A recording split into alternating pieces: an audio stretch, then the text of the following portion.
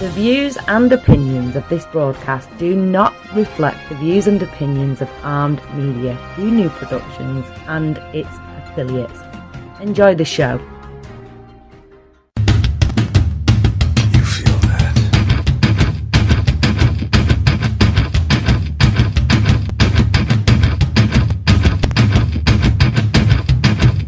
Ah, shit.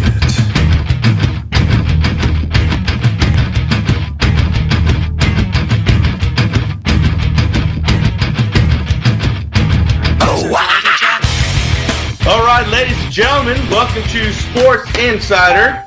All you lovely people in Boston, Massachusetts, and everybody around the world and all across the United States of America. My name is Glenn Spillman, and for those of you viewing, to my left is our new co-host. It is Pasquale Sprague, ladies and gentlemen. Say hello. Hello, and Boston. Wish him a good luck and good everything. Hey, with Boston and everything right now, I know you guys are playing the Raptors right in the middle of our show, and I'm telling you guys in Boston, I've got to be good luck. And because every time that we are on in Boston and the Celtics are playing, they win or are winning. They're winning right now 48-37. So everybody that's listening, we have a few cameras in front of us. So as I always do every show, I like to explain that when I welcome people to the show, that I'm not just, I don't have Tourette's or anything. There are people that are watching the show, asking questions, so I welcome them, as in Jacob Pendergraph. Welcome to the show. And they could ask questions all throughout the show, and I answer them. Connor, welcome to the show. So, everybody, you're listening to Sports Insider on Arms Radio out of Boston, Massachusetts. And we are going to have a great show tonight. We got some NBA action going, got some MMA news, and also we're going to dive into a little bit of baseball. March Madness. March Madness is getting going crazy already. And first topic up for bid. Ding, ding, ding. As I predicted last night, and Pasquale predicted as well, the Kings would win. Yes, and what a great, let's say, victory that was to get rid of the cancer, come in with the new guys, and the performance that they put out was outstanding. I mean, it was what we wanted, right? I mean, that's what we wanted to have happen, and the best insight for that trade to go down. Almost nailed the score. I did. You were within 2 points with the Kings and with a point with the other who they played last night. Yep. I mean, that was pretty impressive. Steve Martinez, welcome to the show, brother. Yeah, I'm telling you, man. Hey, any bookies in Boston or around that area listening to the show, I think you guys need to give me a call because I'm hitting these games, on the head, and I might be able to give you guys some pointers. Of course, I got to get some juice for it. So, whether win money, lose money, it's still some pointers, right? Yeah, exactly. So 116-110 over Denver, and it was an exciting game for Sacramento Kings fans. Yes, it was. Because if they would have lost the game the very first night that Cousins wasn't there as a team member, everybody would have crucified freaking Vlade Divac saying, "You suck. Why'd you get rid of him? I told you so, the worst move ever." But they won, and now they're like, well, not only shutting up. Did they win? I mean, look at the performance that our center had that was replacing that position of the DeMarcus Cousins era. I mean, he had 29 points, 10 rebounds. I mean, come on, that is what you want. A double-double out of our guy? I mean, that is awesome. And he played pretty much the entire game, and that's exactly what we want. And you know what? The biggest thing that you seen as I watched that game and some of the highlights this morning on ESPN was the camaraderie of the team, the smiling, everybody's high-fiving. It just seemed like they were more into it rather than, catering to the red carpet. Hawk Damon, welcome. First day on Periscope, I believe. Welcome to the show. Nice. Hey, you know what, though?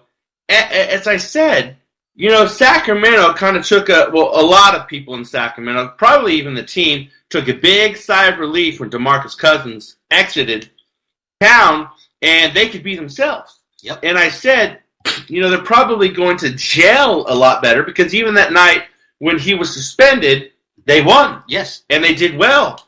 And I must say that Buddy Hield And Chocolate Hulk, welcome to the show, brother. Chocolate Hulk, we got some MMA action in the middle of the show. You're going to love it. That Buddy Hield, everyone was like, he's only like 8.1 points per game, whatever. Well, he scored freaking almost double that. He got 16 points in the game, stepped up.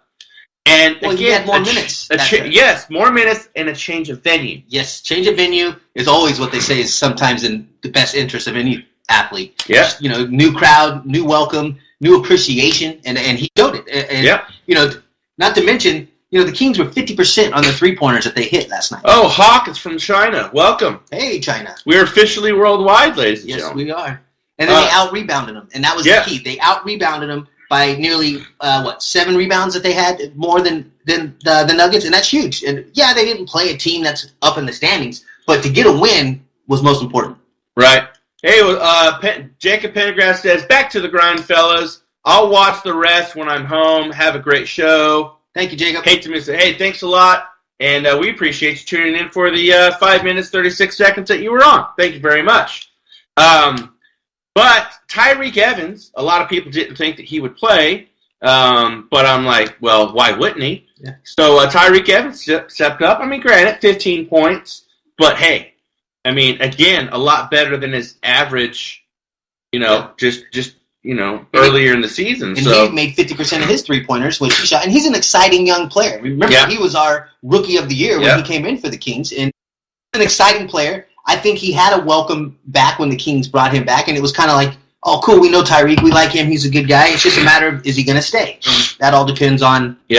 I actually have a signed basketball of his from his rookie year, which is awesome. Keenan143, welcome to the show. And for all you guys and gals, boys and girls, ladies and gentlemen of the jury, if you would go to TuneIn and download the TuneIn app, and you search for Armed Radio, it's got a nice little blonde with really dark red lips, kind of like a Poison or a Motley Crue cover photo for an album.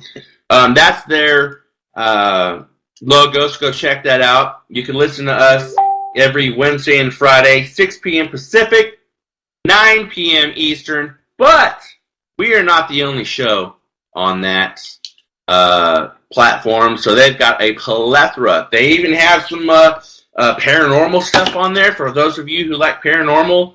We had someone just talk about how the Wizards are being destroyed by the 76ers. I gotta say, man, 76ers have stepped up this year. I mean, last year they were dead dog dirty. And they've already just obliterated their record from last year. New teammates, that kind of stuff, new season. It always kind of builds hope for the next year. But, it's still the 76ers. Right, 76ers. But, and the question that I have, and I know we kind of touched on it already in the beginning of the show, but I'm going to ask directly, and everyone that's watching can chime in. Do you think, because to me it didn't look like it, do you think that any of the Kings players really missed DeMarcus Cousins at all? DeMarcus who? Exactly. DeMarcus who? Not Russell, right? Oh, Cousins. Who's what was that? Yeah. Remember, Northern California, we don't like the DeMarcus in the first part of the name, whether it was Russell for the Raiders or for the Kings. Yeah. It's a cancer that, thank God, it's gone. And he's a good player. Best of luck to him. But, yes, I don't think they missed him. They seemed like they were right on stride as far as what they were doing. They were moving the ball. They had a great team performance, and it went to show you a team won that game, not one individual. You just had a very key, important role player in the center that stepped up and made that happen. Kind of like Saturday Night Live, bye-bye now. Bye-bye. Bye-bye. Bye-bye. Bye-bye. Very true. And the Lakers, my team, sad, 19-39. That's embarrassing to say, but they're losing to the Thunder right now. It's halftime, but they're hanging in there. It's 58-51 Thunder. Thunder is favored by, I believe, 10 points, but the Lakers are staying in there. So I don't think the Lakers will win 30 games this season. I don't either. I mean, because you talk about the division that they're in, the West Coast. I mean, there's a lot of good teams, and for the first time in my life that I can remember as far as watching the Lakers, I've never seen them be this bad. They are completely at the bottom of the barrel. We'll see what Magic does with them and bringing them back and bringing in good players. But I'm looking forward just to seeing that franchise name be up on top again. Yeah, I mean, when they're losing, a lot of fans call them the LA Fakers. Well, that's why I've been to a couple Lakers games when I went to college in Southern California. First of all, the fans don't show up to almost second quarter, and then they leave like the Dodger fans when it's third quarter almost over if they're winning whatnot. So, I mean, the fan base is strong, but I it's never not loyal. leave a game. I hate going to games where people want to leave like the sixth inning. I want to stab them in their eye. Yeah. And I'm like, I have literally, because I went one time with my dad, and it was a River Cats game. It was 2 years ago, and he wanted to go. It's like the seventh inning, and they were down by like 5 runs. He goes, "Game's over. Let's leave." I said, "I don't want to leave," but he was my ride. I had to leave with him. On the way home, listening to the other radio. Dad gummit, freaking, they got a grand slam, and then they got another run. They tied it up, and they ended up winning the game. That's typical. That happened to me one time when I left an A's game. It was real, just a horrible game. They were losing, and same thing. Got listening to it on the radio, and they came back and ended up winning by 1. And oh man, I'll never forget. That's why you don't leave. If you pay for the price of a ticket, stay and watch the game. I never leave. I don't care if they are losing 14-1. You go to a game. Now, granted, you want your team to win. You really do. You do. But you go to game to watch the game. You go to the game to enjoy the game. The experience of it, of the whole man. Watch the talent. And you know what? You can't win every game. No. You just can't. Just when I go, I want them to win. There you go. But you just can't do that. So, but the fans, to me, a true fan is not a fan, in my eyes, if they get pissed off and just leave. And number 2, if they're losing like the Lakers, you'll be like, screw the Lakers. I don't like the Lakers anymore. I'm going to like this team. But then when the Lakers start winning again, they're like, I love the Lakers. And that jerseys come out, all these loyal, long-time fans, and they got purple underwear and purple socks, and yeah. But when they're losing, their underwear were white and red, I hate that. Connor, what's up, brother? Welcome to the show. Connor is a listener from Connecticut, and I got family in Connecticut. He listens. Hey, Connor, go over on our Facebook page and chime in up there on the and watch up there as well. You get a different angle, by the way. And everyone that's listening, you could go to our Facebook page, Sports Insider Online. Like our Facebook page, we'd appreciate that. Sports Insider 03 on Twitter, and go to Armed Radio 01 on Twitter and follow Armed Radio as well. So, also, real quick on that, I know we're going to get to it, but on the Facebook page, we've started to create the March Madness bracket for all the fans, people that want to play. Click on it, sign up, pick your team, and we're going to determine what we want to do as far as prizes, but we're going to have something. Shirt, picture of this guy on a shirt. Yeah, man. Yeah. So, yeah, hey, you know what? I will say this, though, man. What's that? Fantasy. I know we're going to talk fantasy a little bit, but fantasy sports, it just makes the game a little bit more interesting. Yeah, it gives you like what you call foot in the pot type thing. You get a little clout into it, means a little bit more. It's not just watching it. You got your teams you want to win, whether it's free, whether it's you win a prize or you don't win a prize. Bragging rights are always fun. They're always fun. There you go, Connor. I see you. What's up, brother? But I think, there's one fantasy, Vanished. Welcome to the show. Hey, Guillermo, if you're on the show, brother, chime in. But I signed up for fantasy rugby. Rugby? I don't know jack. Hardly. I know some stuff about rugby. I'm learning more. I interviewed a few of the rugby players, the Sacramento team last year. They were on the show, and I was asking them little things. But I think that once people understand a sport, yes, and they get into it, then they're like, their eyes open. And like, oh, okay, now I can dig it.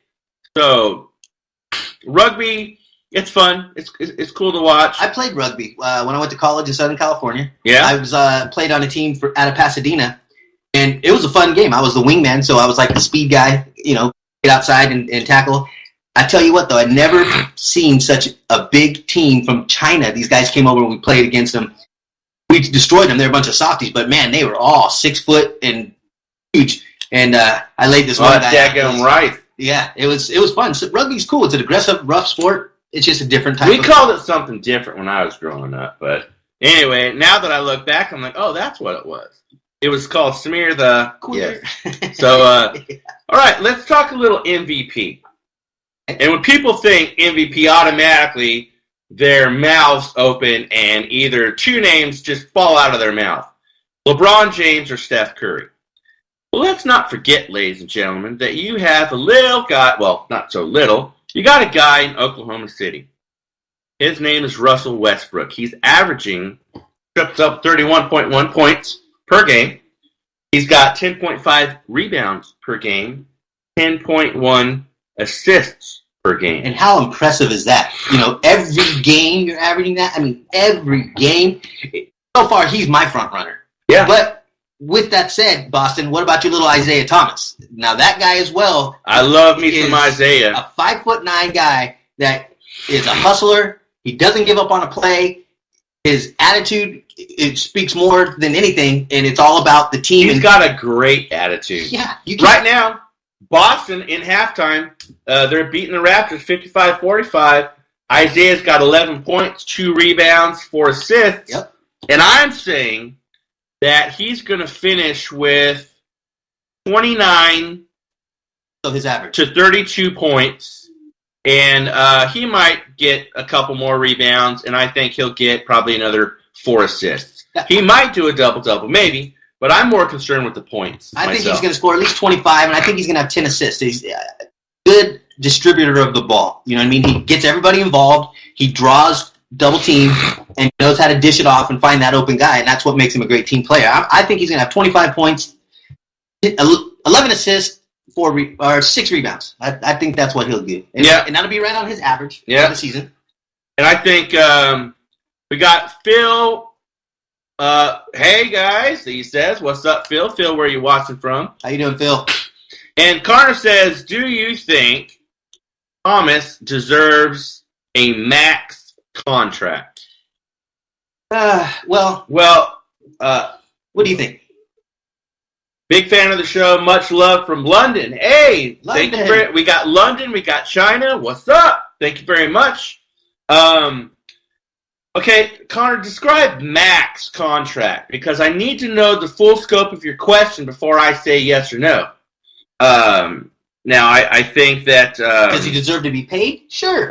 Yes, obviously. Extend that contract? Sure. He's a young guy. He's a good guy to have a long contract with, to bring in other talent, to put people around him. You could win a championship with that guy as a point guard.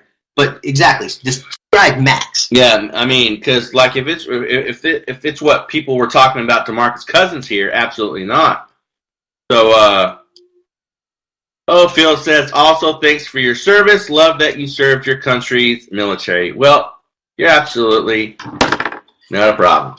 Not a problem at all. But I think that Isaiah, I liked him when he was here. Yep. Okay. When I say little man, I mean he's little man basketball-wise. But he plays like a big man. Yes. This guy's not afraid to drive the basket. He's not afraid to get in your face as far as play-wise goes, not attitude-wise goes. And he's a class act.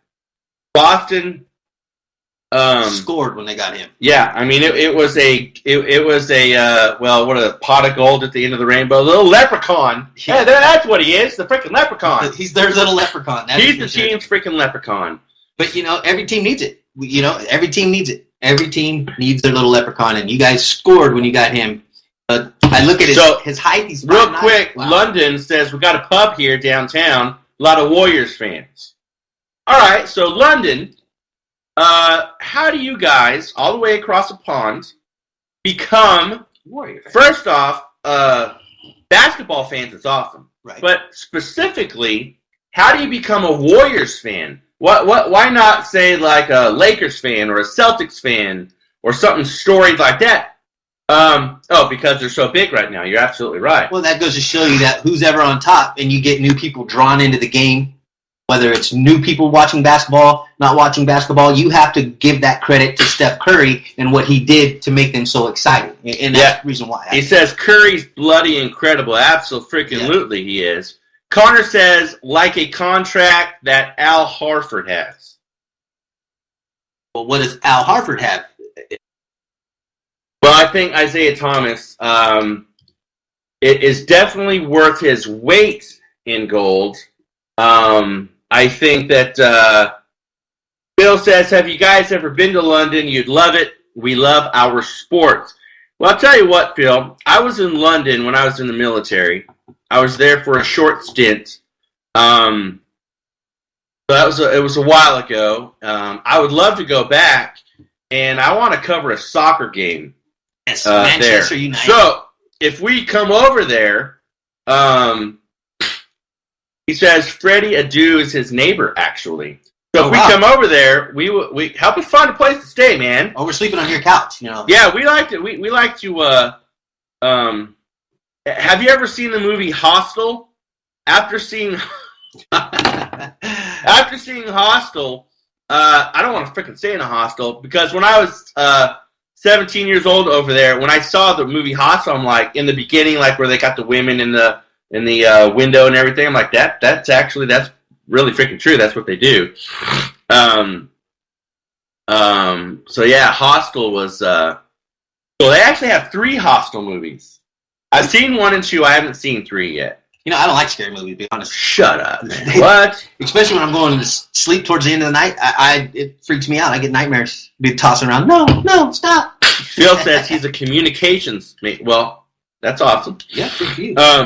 So I looked up the contract when he asked about it. Should he deserve that? Oh, Connor said 4 years, $113 million. Yeah, no, $113 million. I mean, and he's 30 years old though. Al Horford is. Isaiah's not that old. Should he deserve that contract? Let's see what he does at the end of the season. Maybe start of next season, and when that time comes where he can do that, sure. But you know, that's a lot of money. I mean, that is a lot of money. And if he's going to be a franchise player, sure, you pay. They've got now. If they make it to the playoffs and go deep, if they make it to the championship game, whether win or lose, I think they will up it up. I think that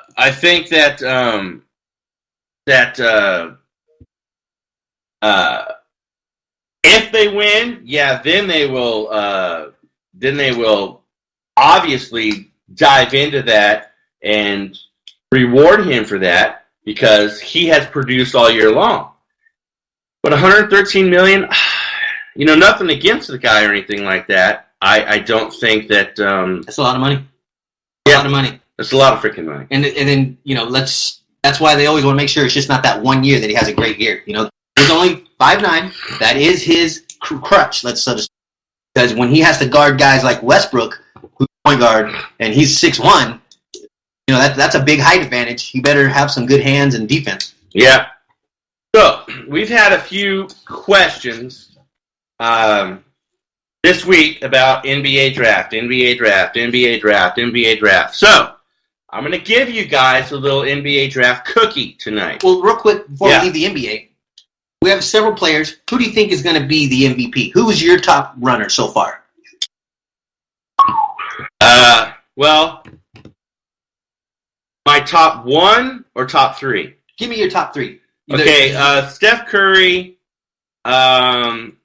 Russell Westbrook, and James Harden. I'm not throwing LeBron James in there at all. Well, I like LeBron. He's my number 1 guy. Okay. Followed with James Harden.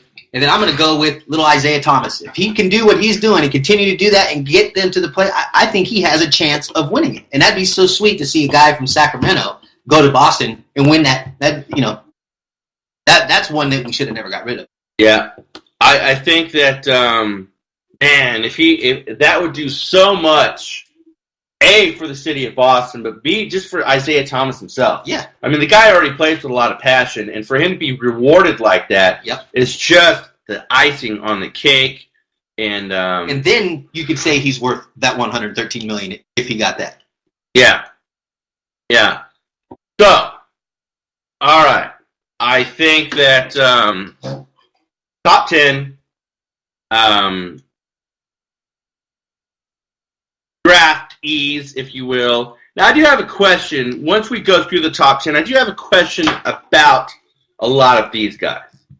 And it all comes down to one question, but we'll go to the top 10 2017 NBA draft, and I hope this satiates the hunger that a lot of the people that have tweeted and emailed and whatnot, they wanted to talk about the NBA draft. So, Markelle Fultz. So, Washington is one of the players that everybody is looking at right now. Mm-hmm. I actually was talking to a guy that's in town on business from Washington about this cat. I think it was 2 days ago. So, I think it's obviously a good pick.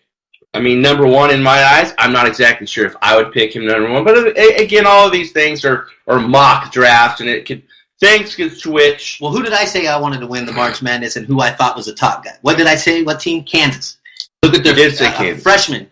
That's why I said it, because this freshman, so far, they're prospecting him to be the number one pick if he decides to enter the draft. He's absolutely amazing, this guy is. So yeah. We'll see. He's a shooting guard. He's a big guy. They say he's like a Gary Payton, but, only time will tell. Yeah, so, I mean, and then Josh Jackson, and then you also said, and you were talking about Kansas, but Kansas, have you ever been to Kansas? I've been to Kansas. The first time I was in Kansas, I was 14 years old, and my dad sent me to Apache, Oklahoma, to work wheat harvest as punishment because I was a little freaking rebel. So Apache, Oklahoma is small. And this guy, he was just mean. I freaking hated that guy. He's dead now, and I still hate him. He was just freaking, I think he was Satan. He was just freaking mean. So I think that,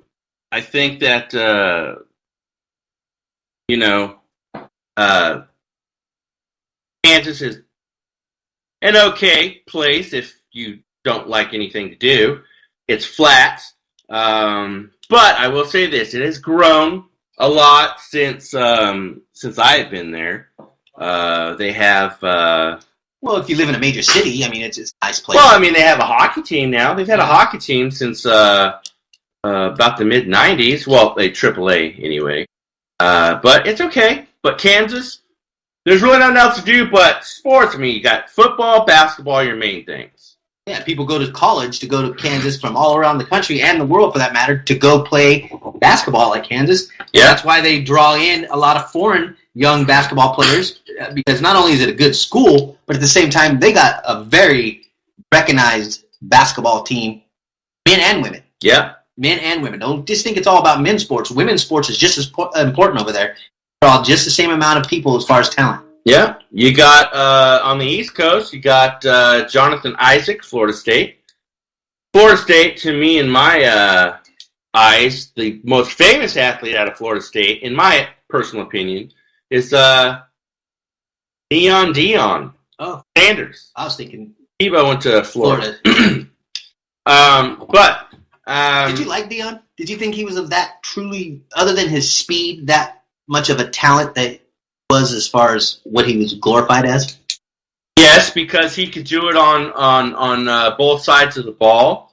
But he was flashy. He was razzmatazz. He was neon Dion. Time.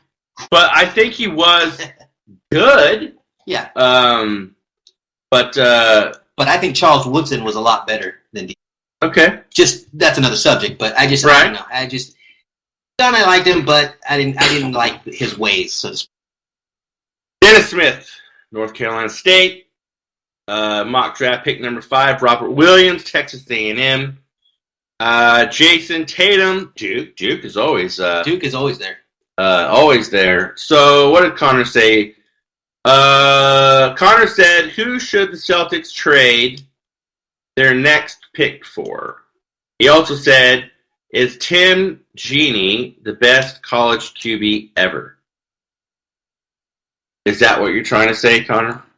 No, as far as college QBs, no. No way. One of the top names that comes to mind is a gentleman that started at the University of Oklahoma, finished at UCLA, and that's Troy Aikman. Well, yeah. And then you got Mr.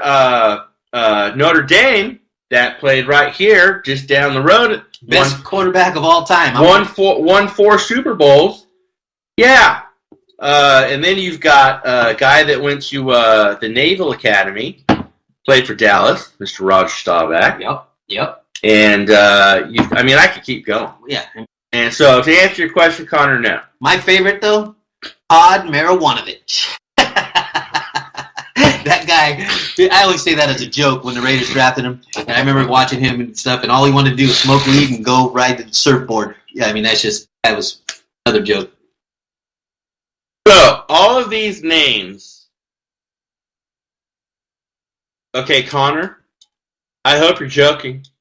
Ladies and gentlemen that are listening in Boston and all across the United States and world, I believe Connor, the gentleman out of Connecticut, just asked me if Tim Tebow. Okay, Connor, no. Tim Tebow's not even in the top 100. Now, are you talking only college that never made it to the pro? Well, he did make it to the pros, but I mean, he didn't really do anything. He got a bad shake. But the best, no.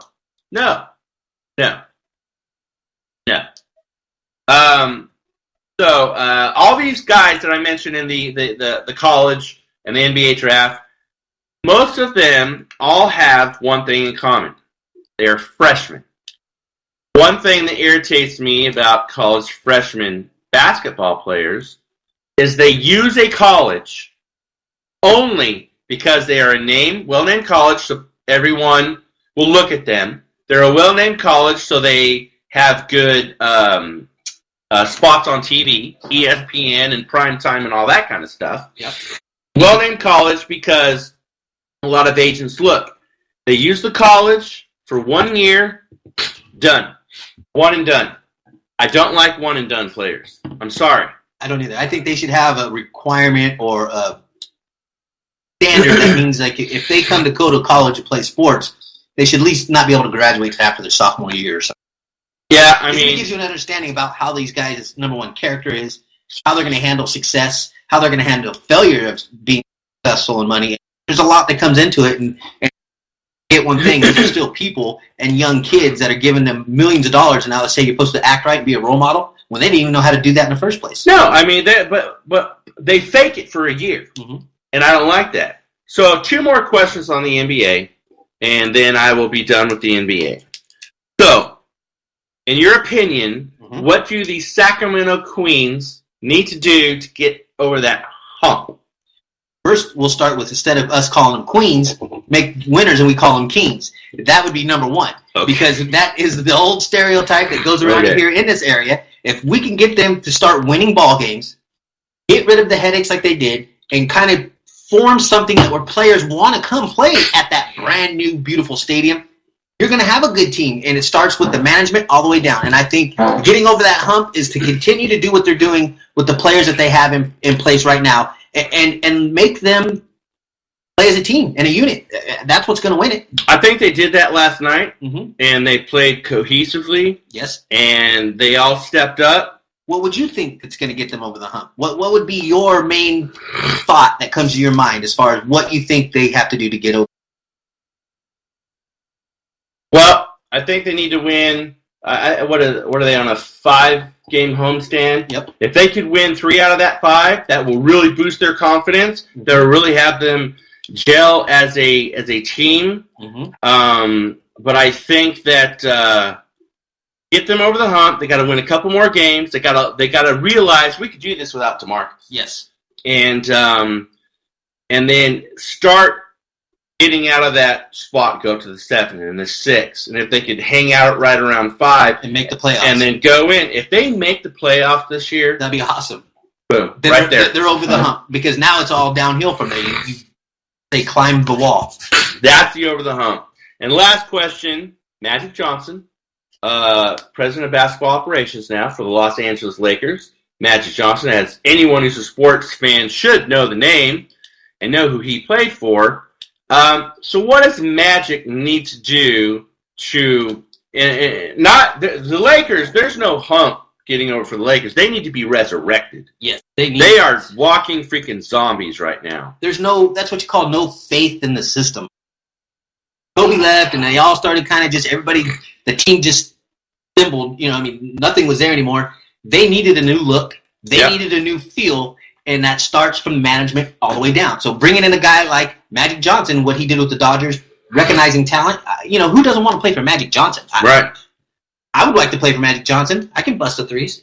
Now, I think he did well with Yasiel Puig. Yes. Now, Puig still has his moments, but nothing near he did a couple years ago. True. And once Magic stepped into the mix, he kind of he whipped that boy into shape. And Magic said, "Hey, bro, it's nothing personal business, but if you can't hang, you gotta go." And I think once Puig figured out that, man, this guy's serious, that he shaped up. So now, Chocolate Hulk, if you are still watching, let's jump into some MMA action.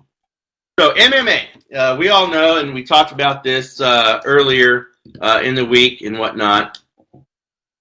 George St. Pierre, GSP, baby. coming back to the UFC. The real deal. St. Pierre and Dana White was kind of in a big freaking soap opera tiff shortly after, because the drug testing implementations and certain things that surrounded that, George St. Pierre didn't agree with, and on some of it rightfully so. So said bye-bye. And he had a couple of injuries that were lagging. He did. And he had a personal issue in his life going on at that time that, you know, it was the best thing for him maybe to do was to step aside, give him a little rest, because when you're fighting and competing, and he has a record that's recognized, not 10-1, 8, he has a well-established record, it gave him a chance to just say, and get hungry again. And then it made it to where I think he's going to whoop Conor's butt when he comes back, and I'm looking forward to it because I can't stand Conor. Yeah, I mean, it is. I mean, you got to give your body a rest. I mean, it's like, you know, this week in the gym, I gave myself a rest completely for a week because I think your body needs that. Yes, it does. And I just chilled out. I did what I did, and I did some, you know, cardio here and there. But as far as weights go, no, I didn't do anything. But how big of a splash George St. Pierre is coming back? How big of a splash do you think he's going to make? Oh, big. I think he's going to be a big splash because he was not a guy that people didn't like. People liked watching GSP. He was a pay-per-view event that sold out. He was a ticket seller. And not only that, he's a good guy. He has that accent that people like. You know, it's that little foreigner type thing. He kind of reminds you of like a Van Damme. You know, Jean-Claude, yeah. Yeah, he's good. Now, I think it's going to be interesting to see also him and Bisping go at it. Michael Bisping's no joke. He's a good fighter. But, you know, you got to see how much warrior GSP has left in him in the tank for sitting out. You know, he has to get that hunger back. And that's the only thing I question is the hunger. Right. Now, he's Conor McGregor, 155. They're talking about, you know, GSP coming down 155, lightweight. That could be hard.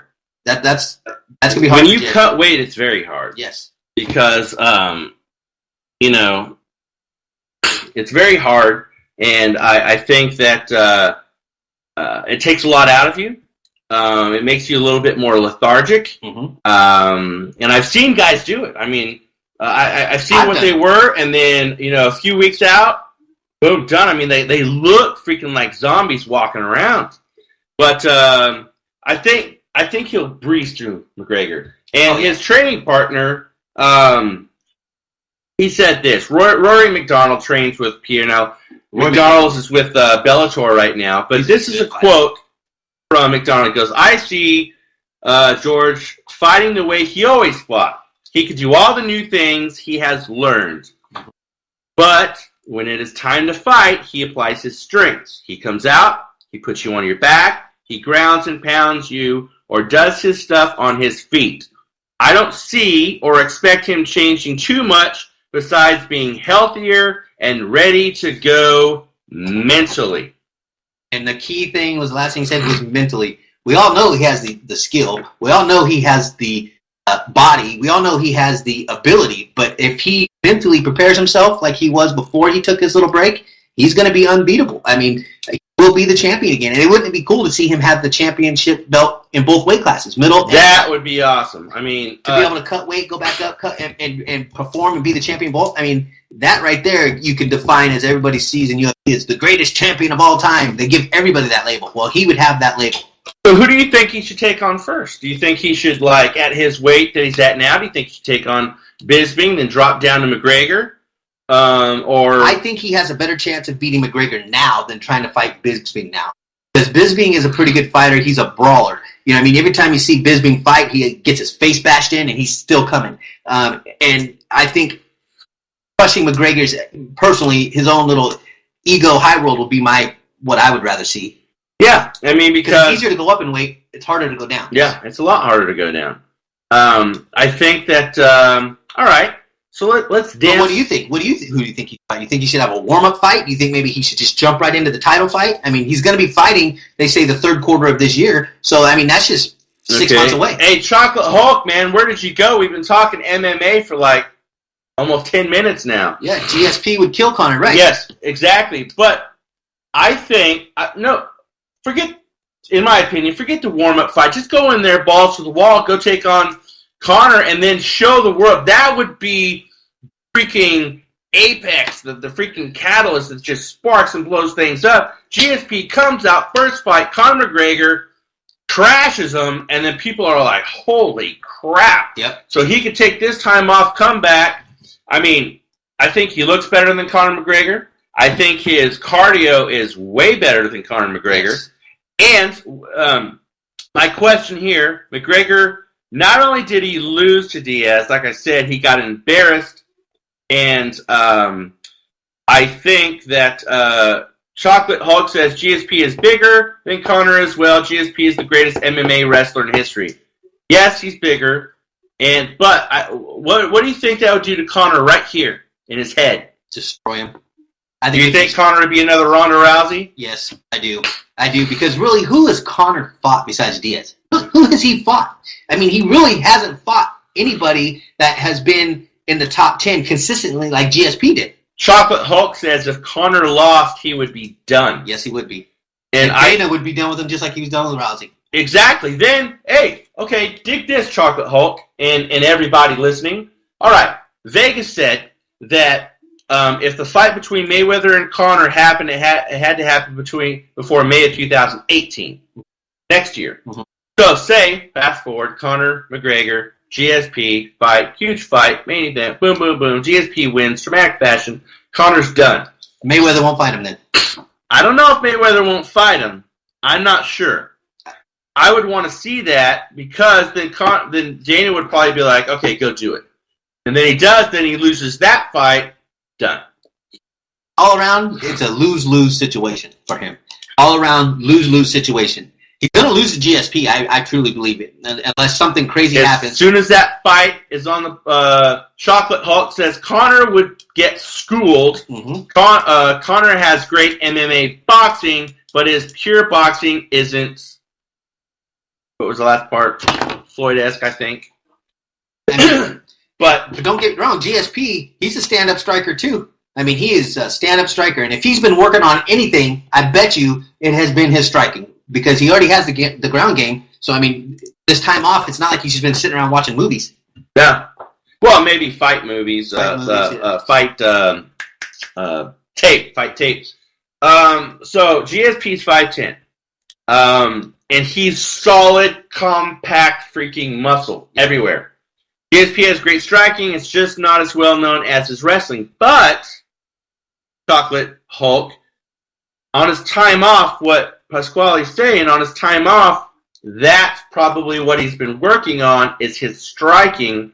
And I think he's going to come out, and people haven't seen him fight in a while. Right. And they're not going to know what to expect. Right. So Conor, I think, would come out, feel him out a little bit. GSP would attack him in the face a few times. They'd go for maybe a couple takedowns each. And so I think that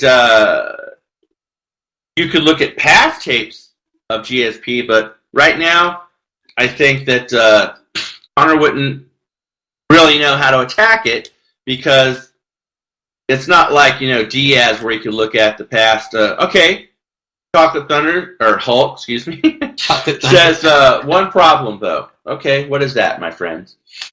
But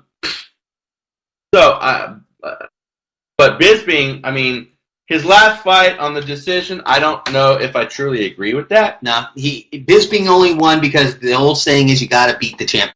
Okay, Chocolate Hulk says, if Conor does connect with GSP, it could really change the fight.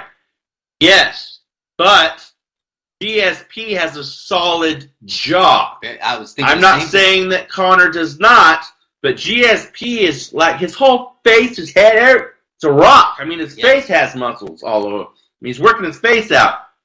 But I've seen GSP get clobbered. And he just shakes it off a little bit. He comes at you pissed off, and he'll and it's done. But you're right. I mean, Conor is not a scrub by any means of the imagination. No.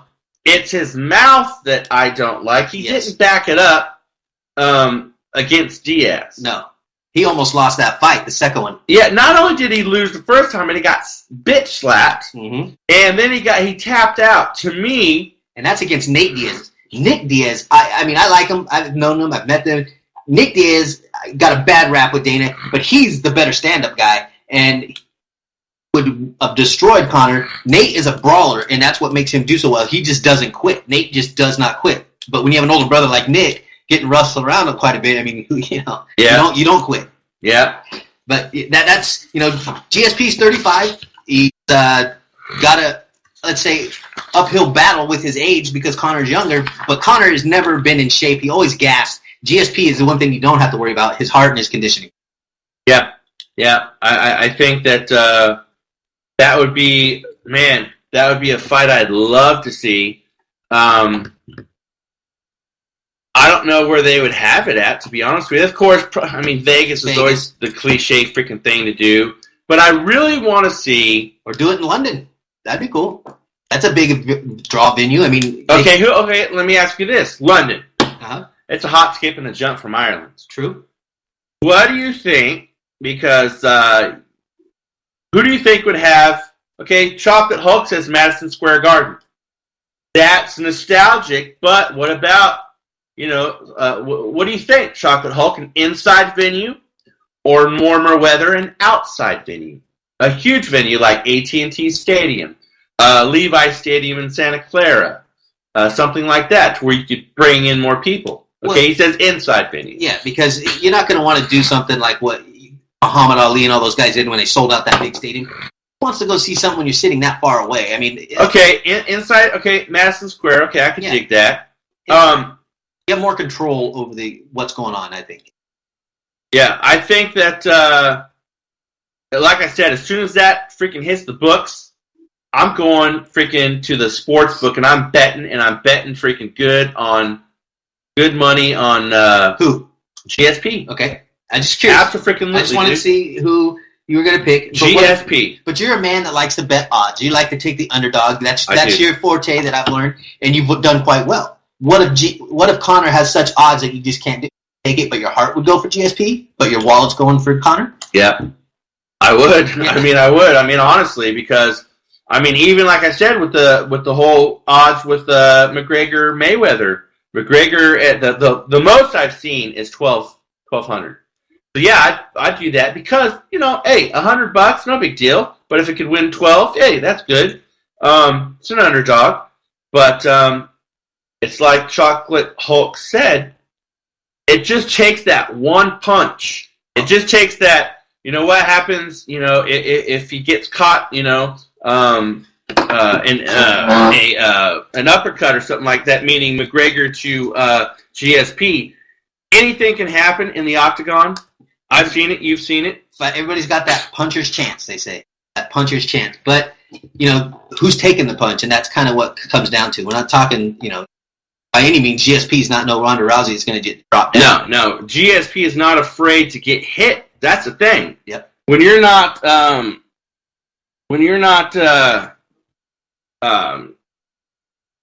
afraid to get hit, you're going to always come after the guy. Yep. And if Conor retreats, GSP is going to corner him, And And what thing would you notice about Conor when he starts to retreat? Why is he retreating? Gassed.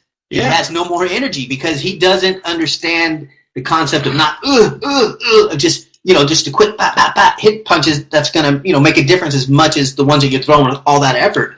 GSP, I think he's a smarter fighter now that he's gotten older. Yeah, and it'll be fun. Plain and simple, it'll be fun. Yeah, and so I think that the UFC needs GSP right now. Yes, they do, because they really, they don't have anybody. They don't. There's no person. No, and the thing about, they got Nunez, but Dana White doesn't really. Who cares? Yeah, exactly. Because she's a female. This is still a male-dominated sport, right? But not just female. When they had the Nunez Rousey fight, you had Pantene, Reebok, and one other commercial of Ronda Rousey promoting her. Nothing on Nunez. Nothing, because that wasn't the golden ticket. I understand that, but now I think, yes, it is a male-dominated sport, but you do have popular female fighters. Well, Ronda Rousey was. Miesha Tate was. Holly Holm had her 15 minutes of fame, but Holly Holm, she just kind of, just looked like a country bumpkin coming into the octagon. I'm sorry to say, but people just, Holly, unless you're a Holly Holm fan, didn't really care. Exactly. But the question I was going to ask earlier, if they did it in London, GSP McGregor fight, who do you think would have a bigger fan base now? GSP or Conor? Your opinion? I think with GSP coming back out, it'll be GSP if it's done in the United States. Right. If it's done over in London, you're going to get everybody coming over the pond from Ireland, and they're going to support their boy Conor, which they should. Okay, well, peep this, Batman. GSP is French-Canadian. Yes. Quebec is primarily French-speaking. Correct. What do you have right over there by London? France. Parlez-vous français? So you're going to have a lot of Frenchies. They hate to be called frogs, but they will be going to the fight, I believe. But you're right. Freaking Ireland is going to shut down, and everyone's going to go to London. Every pub will be filled. Every ticket will be sold, and you'll have a bunch of Irish fighting people around. It just depends on where the fight is, I think. What do you think? Who do you think is going to be the draw? I think GSP will be. GSP by far, because it's fresh, new, exciting. It's kind of like, the people, when the first Star Wars movie came out after so many years, there were lines, people spending the night. We're talking way back in in the 90s when the first one came back, or the first one came out after. People were just going nuts. Yes. And that's the way it's going to be here. Yeah, it will be here. I or wherever they freaking. But it's GSP. He's the one I think that the fans like more. Yeah. People like Conor's trash talking, but I personally don't. I think it gets overboard with his shenanigans. Well, I think he tries too hard. But see, the thing about Conor is he's not just arrogant; he's ultra arrogant, and he doesn't care. It's like when he is late for a press conference, he doesn't care. He goes, "I come on my time." And if Dana White, when that first happened, instead of laughing it off, he should have just laid the smack down and be like, "Oh no!" He should have fined him. I would have fined him. Yeah, because it's still a business and he still has obligations, and part of that contract that you sign is to do press conferences and show up on time, not just show up and at your own convenience and everyone's wondering where you're at. That's just unprofessional. Right. Unprofessional. And that's why people don't like that. And that's why people don't like it. That's why a lot of people don't like it. Yep. But okay, real quick, we're gonna we got about 5 more minutes of the show, so let's dive into a little Major League Baseball action. We already got spring training jumping off, and I must say, as a Yankee fan, I have to say who they beat so far in spring training. Well, Philly. They played Boston earlier. Right, and they played Philly and beat them 9-4. Yep. So Boston. All you Boston people listening, without the and Ortiz, I know after the Ortiz era, let's see how they do. Yeah, I know it's spring training, and that's my first question. But again, for those of you just tuning in, listening or watching, you're listening to Sports Insider. My name is Glenn Spillman, And our new host is Pasquale Sprague. And Pasquale, do you think that spring training, or do you even care about spring training? Spring training gets you excited for summer. It gets you excited for baseball, Little League, all that stuff's going on. Do I care about spring training? Honestly, no. Have I gone to spring training? One time and watched the game when I was in Southern California, went over to Arizona and watched it. It's fun, but it's mostly just like the warm-up to when the season gets started because baseball is so long as it is. It is. Then you add the spring training into it. It's basically a tryout for the prospects and the AAA guys that are going to kind of fill their roles because they already have their teams. And that's one thing about baseball is baseball guys are set, boom, boom, boom. They're just trying to find those few role players. And that's what spring training brings out. It's fun. It's exciting. But do I care? Nah. Boston, they lost to the New York Mets. Yes. 3-2. Sorry, Boston. And so, again, spring training to me, I don't care. I don't care if the Yankees lose every freaking game. Mm-hmm. Doesn't mean crap. Yep. Preseason to football doesn't mean crap. Anything. It is trying to get the cobwebs out, get that more glorified practice. Yep. And it's something for the fans to come and watch. And get ready for the season. Yeah, so I think that that's all I care about. Besides being a Yankee fan, coming out of the American League, who do you think is going to represent it for the World Series? Your top team. Can't just say the Yankees because it's where your heart is. Who do you think will be there? Well, honestly, the rivals, mm-hmm. I really think, because Boston made a lot of moves in the offseason, and they got some pretty good key players. I don't want to say this, but I think Boston's got a very good chance. They really, really do. I'm an A's fan, but I think who has a chance if they've been there quite and they're doing really well and they've made some transactions as far as offseason. Royals. Kansas City Royals. Okay. Royals again. They have a good charisma, a good team aura over there. That's what you want. That is what you want. And that's where Kansas. Good old Kansas. Yeah.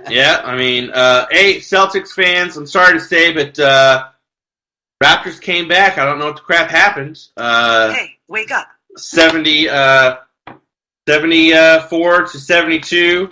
But, ladies and gentlemen, time goes by really quick on this show, and we appreciate everybody watching and listening. And Sports Insider on Orange Radio Global, everyone in Boston, have a great weekend. Have an awesome time. I'm going to be surfing over the weekend. You guys will probably be a little colder, but we'll see you next Wednesday, 6 p.m. Pacific, 9 p.m. Eastern. Peace out. We love you.